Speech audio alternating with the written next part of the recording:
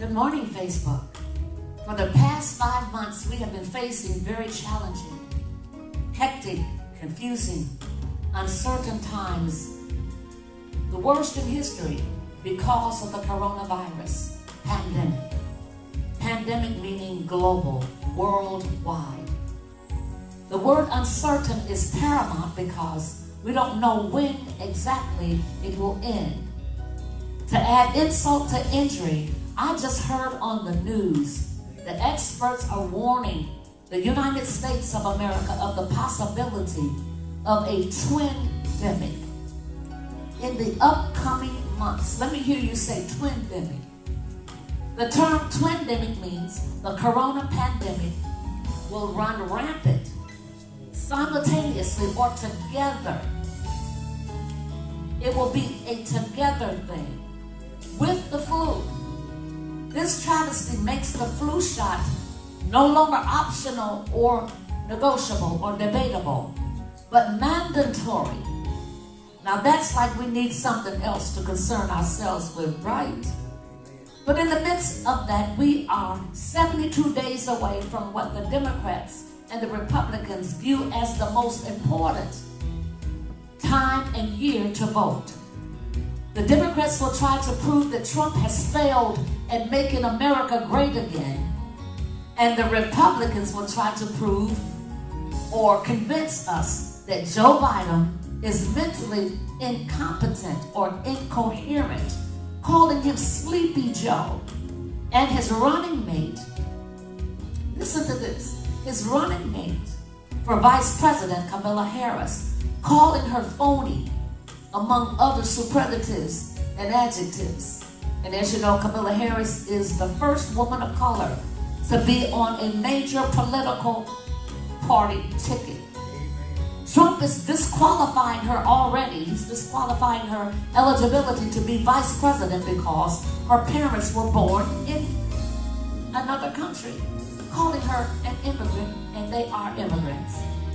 Although Camilla was born in California, and the last time I checked, California is in the United States of America, but Trump has suggested that she present her birth certificate, alluding that she may not be an American and possibly an immigrant as well. As you recall, he did the same identical thing to my former president, Barack Obama, falsely questioning his birth certificate, if you will. Considering all of the above mentioned things that can frustrate us and stress us and cause anxiety that we have to deal with, I want to bring some good news. I want to encourage you to just inhale and exhale. Come on now, inhale and exhale. 2020 has been filled with twists and turns during this unprecedented season. But you can relax and calm down because the last time I checked, seasons change. I believe that in the midst of what is happening in the world, politically, socially, economically, and yes, even spiritually, because these critical times can try your very faith, I still believe and I am persuaded that God has everything under control. Somebody say under control. One of the scriptures that I find consolation, comfort, and even therapeutic, and I find cheer in, is Jeremiah 29 and 11, which says emphatically, "For I know the plans that I have for you, says the Lord. Plans to prosper you and not harm you. Plans to give you hope and a future." The Message Bible translation I like even better, that says, "I know what I'm doing. Oh, says the Lord. I have it all planned out. Plans to take good care of you, not abandon you. Plans to give you the future. Plans to give you the hope that you've been hoping for." A plan is a detailed proposal for doing something or achieving something. In this context, the plan is for our good, for our success, for our victory. In closing, when you become overwhelmed or bombarded with all of the cares of 2020, don't think negative. Don't be consumed or engrossed with negativity. Philippians 4:8 says, and again, I like the Message Bible translation, which says, finally, or summing it all up, my friends, and I want to add my Facebook friends. Yeah, you. My live streaming friends. Yes, you.